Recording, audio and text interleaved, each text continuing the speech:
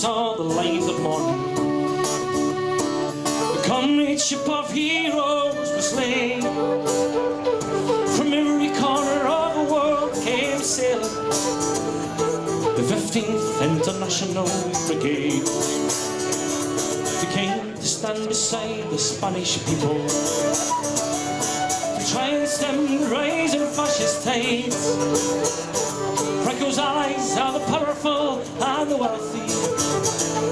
Franco's men came from the other side.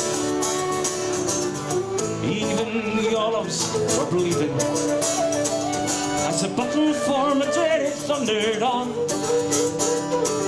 Truth and hope against the force of evil, brotherhood against the fascist plan. Viva la Quinta Brigada, no passerán, the pledge that made them fight. Adelante is the cry along the hillside. Let us all remember them tonight. Their experience, their blood and their lives, their hopes and aspirations, and they asked us for nothing. But yes, it must be said, they did want a post in battle. They aspired to the honour of dying for us. Banners of Spain, salute these many heroes. Be lowered to honour so many martyrs. Mothers, women, when the years pass by and the wounds of war are staunched, when the memory of the sad and bloody days dissipate in a present of liberty, of peace and of well-being, when the rancours have died out and pride in a free country is felt equally by all Spaniards, speak to your children, tell them of these men of the International Brigades. On the 7th of December 1938, the main body of the British battalion returned to Victoria Station in London after fighting in Spain, some of them for more than 2 years. This is a quote from a press report of the time. Led proudly by their wounded comrades, they marched into London. With them marched the spirit of Byron, the Tolpuddle Martyrs, the Chartists, Keir Hardie, Britain's bravest fighters for liberty through the centuries. Behind them and around them marched 20,000 British Democrats. Men as well as women wept and cheered. It was no political affair, for all parties were represented, both on the platform and in the crowd. It was British democracy spontaneously expressing its abhorrence of fascism and its appreciation of bravery. They had made history by forming part of the greatest international democratic army the world has ever known. They had inspired the world by their example. Something of this seemed to enter into everyone who was at Victoria Station that night, and the memory of it will never be eradicated. The men and women who fought or drove or nursed in Spain knew why they went: to make a stand for democracy against the evil of fascism, aware of the consequences for their friends and family and indeed for the world if it triumphed. By being here today, we keep alive the memory of those who volunteered to fight in a conflict in a country of which they knew little, but a conflict whose outcome they knew would be crucial to their own lives. We keep alive the memory of the convoy of vehicles that left George Square in September 1936, taking the Scottish ambulance unit to Spain, including Glasgow bus driver Thomas Waters, who stood on this very spot 5 years ago, just 18 months before he died. The last volunteers who went to Spain. Of the 3 double-decker buses full of volunteers who left from that same square just after Christmas later that year, and who would face death at Jarama just a few weeks later. Among them, Jimmy Maley, whose life we will remember in Motherwell tonight. We keep alive the memory because their fight, the fight against fascism, continues. Just as it reared its ugly head in depression and misery in the 1930s, it spreads and persists in despair, in Greece, in Hungary, in Ukraine, and even on our own streets today. It feeds on people's suffering and aims to set our communities against each other. We remember the Brigaders, we remember them all. We honour them all. They are history, they are legend. Viva la Repubblica! Viva las Brigadas Internacionales!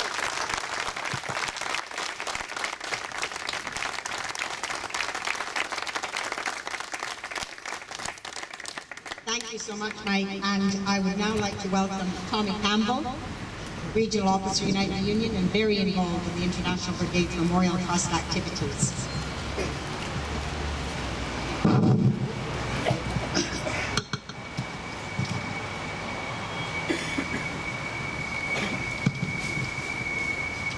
Thanks very much for the welcome. Very proud to be here on behalf of Unite Scotland.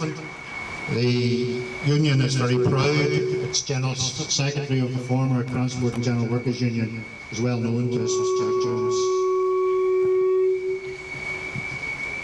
I'm going to read a short poem first by Ralph Windle, written in tribute to his dad, who was an International Brigadier, written 30 years ago. These are the arms of those who touch the sky, from which no time shall darken out their sun, and quicken with the blood of those who died these living hands for battles yet unwon.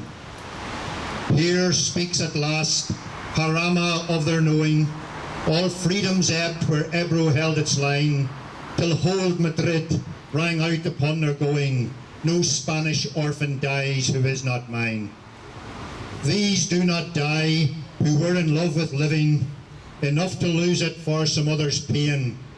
They give a world but did not count the giving, its unforgotten images of Spain. We grasp these hands, no tyrant can ignore, of the quiet men of peace when roused to war. So the International Brigaders were ordinary men and women who did an extraordinary thing. They took international solidarity to a new level. Without giving it a second thought, they made their way to Spain, climbing over the Pyrenees, and some we know gave the ultimate sacrifice. And when Dolores was giving her final speech to them in Madrid on the 1st of November 1938, she said to those who were still alive and going back home that they should remember that their fallen comrades who were now buried in Spain, that the soil of Spain would ever be their shroud. In Aberdeen, where I'm based, we're very proud that we have recovered, after 50 years, a Spanish Republican Army flag that Bob Cooney had sent back from the Spanish Civil War. And on that flag was the blood of two Aberdonians who lost their lives. It was their shroud, Archie Dewar and Tom Davison. And we've now had a replica of that made. It's now on display in the library in Aberdeen, where we have an exhibition, the International Brigades Anti-Fascistas exhibition. Aberdeen's very proudly going to be holding the AGM of the International Brigade Trust next month. And I wish to commend the Hope Not Hate group here in Glasgow for organising this event, and for also agreeing that from now on there will be an annual event held in Glasgow, because we will do a similar event annually in Aberdeen, and we'll be encouraging other towns and cities in Scotland to do the same. And the reason why we'll do that is quite simple. We must always respect and honour the shining example that the International Brigaders made. And we need to follow their footsteps. Because the enemies of the people, the working class people and their organisations, castigated the International Brigaders and tried to make fun of them because they didn't win in Spain. But it was Bob Cooney in Aberdeen made the very valid political point. The defeat of Hitler and Mussolini actually started in the battlefields of Spain. The example they give shone through beyond the Second World War. when eventually democracy was returned to Spain, and eventually when fascism took hold in Chile, it was defeated as well. In the same way it will be defeated in Colombia, and in the same way fascism was defeated in Japan as well. It was defeated by people standing united together. And let's remember the role of the media who caused divisions. They are at it again, trying to get people to hate those who are suffering terrible oppression and trying to leave the country against war, against death. This is the media that encourages hatred. It wants us to hate those who are poor, and we end up with the crazy situation that those who are oppressed end up showing some affection to those who are organising the oppression. It's our duty and our responsibility in the legacy to those who fought and went before us to make sure that we continue the fight against fascism here in Scotland, in the United Kingdom and worldwide. And by doing so, we will achieve peace, democracy and socialism in our time, hopefully. Thank you very much.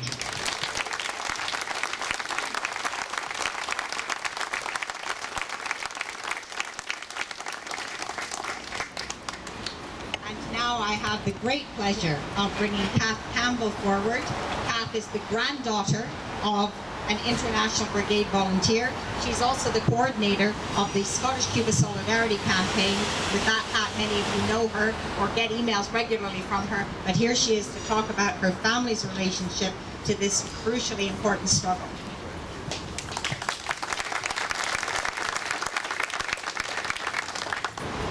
First of all, thank you very much to Greater Glasgow Home Not Hate, to the International Brigades Memorial Trust, and to all of those who have come along to attend today. Thanks also to the previous speakers. My grandfather, George Drever, was amongst the very last of the volunteers to go to Spain. In 1938, things were going very badly indeed in Spain. Fascist Italy were pouring troops in, and the Communist Party of Great Britain made a final appeal for volunteers for Spain, and George answered the call. He travelled from Edinburgh to London along with some comrades. When he got to London, he sent a postcard back to his mother which said, "Dear mother, going south, don't worry." She did. George was reported dead within 2 months. The death certificate sent home said, "George Drever, attached to the 57th Battalion, died as a consequence of wounds received in defence of the government of the Republic of the Peoples of Spain on the 15th of March 1928. George was 27. Back home, obituaries were published in a number of newspapers, including the Edinburgh Evening News. And there was also a report of a memorial meeting that was held a month after he died. At the memorial meeting, a postcard that George had sent to Fred Douglas, the Edinburgh Communist Party organiser, signed by Paul Robeson himself and other international brigaders, including Alec Park, who fell in Spain, whose family are here today, was auctioned to raise money for the peoples of Spain. In fact, and luckily for us, his family, his friends, and most of all for his class, George hadn't died. He had in fact been taken prisoner, and after 6 months in a variety of prisoner of war camps, in which he famously took part in a Gestapo propaganda exercise, unwillingly, he was repatriated. After returning to the UK, George struggled, as he had beforehand, to find work. As a member of the Communist Party, and somebody who had served in Spain, it wasn't easy, but after the war, by the 1950s, George, his wife Kate and their 4 children, one of whom Diana is here today, settled in Glasgow, and he remained there for the rest of his life. In all his remaining years, George, the ideas and the principles and the qualities that had taken him to Spain in the 1930s continued to inform all of his actions, and he continued to serve the cause of humanity all these years. He was active in many areas, politically and socially, including, of course, the International Brigades Association. And I can remember, even as a teenager, the struggles that they had to get this memorial built and established. There were long discussions, many of which took place across the way in Carlton Place in the Trades Council Club, about how they would raise money for it, getting the support of the Glasgow City Council at the time, and where it would be situated. At one point it was going to be called the Park Zoo, I remember. George was delighted, along with the other international brigaders and their families and friends, including George's children and grandchildren, when this, in February 1980, the Lord Provost of Glasgow, David Hodge, unveiled the memorial. The family were there then. We were there on the 60th anniversary in 1996 and the rededication in 2010, and we're proud and delighted to be here again today. George's commitment to his class, to the ideas of Marxism, Leninism, to progressive causes, to international solidarity and anti-fascism never wavered. They informed all his actions, and they were passed on and shared by his children, grandchildren and great-grandchildren today. I like to think that my own small contribution in terms of working for solidarity with the peoples of Cuba, the support of the revolution and the right to self-determination is something that I know that George would have supported. My granddad and all the men and women who went to support Spain in the dark days remain an inspiration and a guide to action for all of us today. I just want to finish with words that George used himself when he wrote a tribute to a young Orkney man who'd fallen in Spain for the Arcadian newspaper in 1939.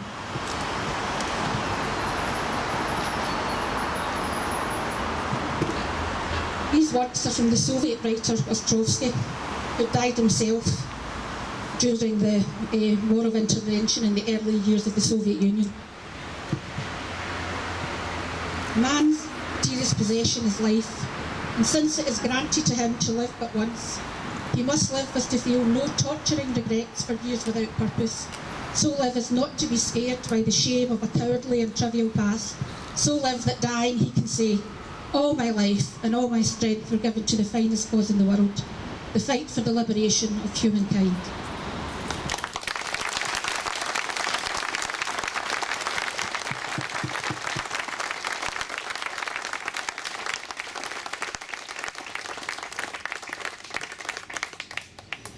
May I introduce Ryan Boyle, who is UNISON Scotland Young Members Committee representative here today. Hi Cormac, how are you doing? First off, I'd like to say thanks very much to NAB for inviting us down. It's an important part of history and a tradition to remember the contribution of the International Brigades, and I look forward to seeing it next year and many years after that. It's been said by other speakers, it was ordinary men and women across these islands, the great risk to themselves, volunteered to fight against the scourge that is fascism, and against an enemy that were much stronger and much more well equipped. The threat of fascism was spread like a cancer in the European continent, and the bravery of those who stood against it should never be forgotten. I did struggle to think what I was going to say when we've got so many experienced comrades, and they'll say it far better than I will. But I then started to think about how history and the sacrifice of the Brigadiers was relevant to today's circumstances, and particularly young people. Right now we have the resurgence of fascism in Ukraine. We've got organisations like the Azov Battalion, who are an openly neo-Nazi outfit operating in Ukraine. They operate with carte blanche and licence from the state. We have the theocratic fascism of the so-called Islamic State, creating further turmoil across the Middle East and North Africa. Across Europe we see increased activity and organisation for the far right, and a general hardening of attitudes to refugees and the vulnerable. I look around at others my age and younger, and the sad truth is that many of them don't recognise the signs of a creeping drift toward the far right. They're unaware of the dangers that a xenophobic, racist and at times quite fascistic media can have in the population. They have vague misconceptions about what fascism is and how it develops. Many indulge in the scapegoat of the poor, of the sick, of those from other nations and different ethnic backgrounds. Many think that fascism is consigned to the history books, that it's something far removed from them in their lives, that the things that are saying is common sense, that we're just looking after our own. That type of thing is pushed by organisations like Britain First, Glasgow's very own Regimental Blues, who incidentally have actually opened a drop-in centre in the East End of Glasgow. It's easy to mock organisations like them because, well, the reason they're mockable and it's a ridiculous argument to put forward, but we can never give them an inch. Never give them an inch, comrades. Electoral parties throughout Europe, like France's National Front, Hungary's Jobbik Party, Greece's Golden Dawn, they've all achieved some level of success and spread their message. Social movements like Brigader, the ETL, the recent White Man March, all have seen upsurges in activity. What we're required to do is highlight the reasons for their growth, what their aims are and how we can oppose them effectively.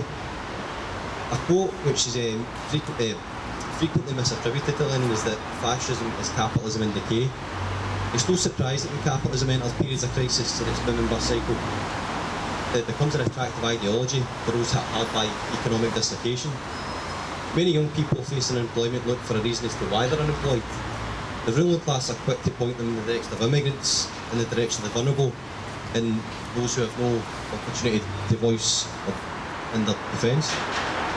The rampant nationalism is usually beefed up to create an artificial divide based on ethnic and or religious lines, and that's despite the working class of all nations having more in common with one another than they do with their respective ruling classes. The low level of class consciousness across society makes our soldier more effective. Fascism has to be regarded as an ever-present threat. We have to know its hallmarks, and we need to educate young people on its dangers, and the International Brigades is a fantastic example about what class people opposed to fascism can achieve. Like the Popular Front, we have to build and maintain broad alliances across the left to oppose fascists wherever they rear their head. But more than that, we need to show the support, and that goes materially for the vulnerable people who are on the receiving end of that hate. We must dismantle the arguments that fascists put across, which is never very difficult, as I said, but they are often quite prevalent. As history shows us, when under severe threat, big business and capitalist interests will always side with fascist elements. The mainstream media, which is almost wholly owned by big business, is used as a mouthpiece, and as I said, to make these arguments prevalent and appear as the right and simple answer. In contrast, our arguments can appear more complex, and they're also much more difficult to get out, but they are the right ones, comrades. Only by mobilising and building on political education and developing that class consciousness can we do it effectively. This is what happened with International Brigades. They saw through the lies and misinformation of the state, and off their own back, as internationalists and in solidarity, came to the aid of their brothers and sisters in Spain. It's a proud part of our history, and it's something that should be commemorated always. Long live the International Brigades.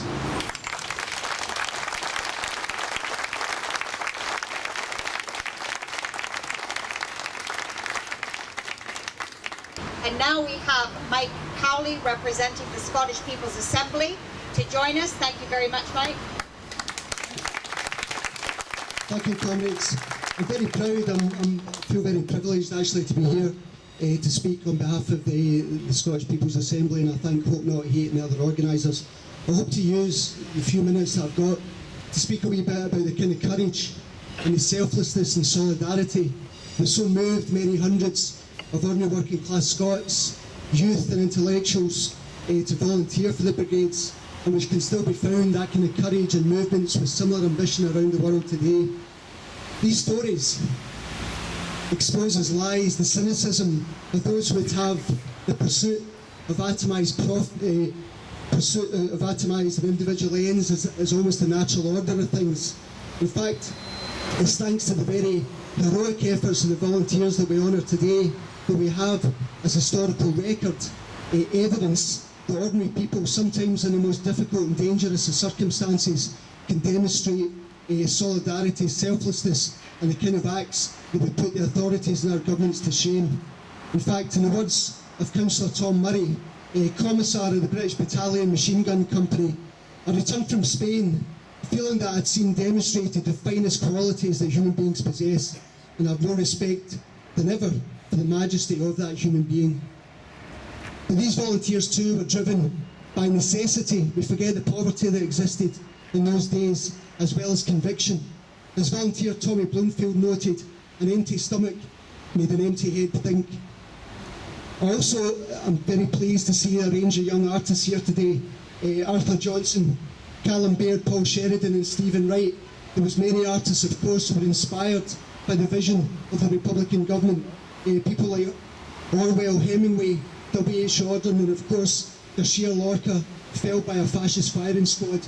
And it's wonderful to see these young people today reassuring that their machines are still killing fascists in the 21st century. We see this courage too in events like the Arab Spring, where the Al Khwaja sisters in Bahrain, to name but three, inspired by their father, organised against a feudal monarchy, not that far removed from the kind of power that the phalangists thought right and just to murder their fellow citizens to defend. And today the initiative and courage of ordinary people once again puts our governments to shame. As people flee war and poverty across the Middle East and beyond, ordinary people fill warehouses with goods and fling their doors open to welcome these people, even as their governments denounce the most desperate of humanity and erect police lines and barbed wire to deny them access to the most simple and basic of human needs. And our governments are shamed again by the courage of those refugees.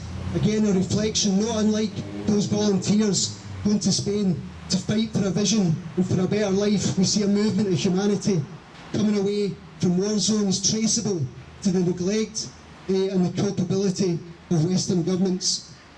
We also see the corollary of that courage in the rise of Golden Dawn and other fascist organisations around Western Europe. Again, our governments complicit in that rise. They're the third largest organisation in Greece as Greek people go to the polls. Here we find an echo down the decades of European indifference and culpability in regards to fascist insurgency. For once Spain was left isolated and exposed to Hitler's bombs and Mussolini's bombs, so the people of Greece, determined on an anti-austerity trajectory and course, have been betrayed by the neoliberals and thrown to the wolves of poverty and political diktat. I'd like to close with a couple of words from Orwell's Homage to Caledonia. Orwell would leave the front, as we know, wounded by a fascist bullet, but not disillusioned nor cynical as the other speakers have said, but in his own words, more convinced than ever about the essential decency of human beings. More than that, he came back from Spain with a living foretaste of the possibility of another world, a world we are told is impossible and utopian, dangerous and even, in the words of our current government, a threat to national security. Orwell said the things that attract ordinary men to socialism and makes them willing to waste their skins for it is the idea of equality. To the vast majority of people, socialism means a classless society, or it means nothing at all. And it was here that those few months in the militia were invaluable to me. For the Spanish militias, while they lasted, were a sort of microcosm of a classless society. In that community, where no one was on the make, where there was shortage of everything, but no privilege and no bootlicking, one got, perhaps, a forecast of what the opening stages of socialism might look like. This is the world we're fighting for, brothers and sisters, the world that the volunteers risked and sacrificed their lives for, knowing, as we know, that it's better to die on your feet than to live on your knees and allow tyrants to flourish. It's their sacrifice, but more importantly, their vision of a world free of inequality, injustice, poverty and unaccountable power that we honour today. Thank you.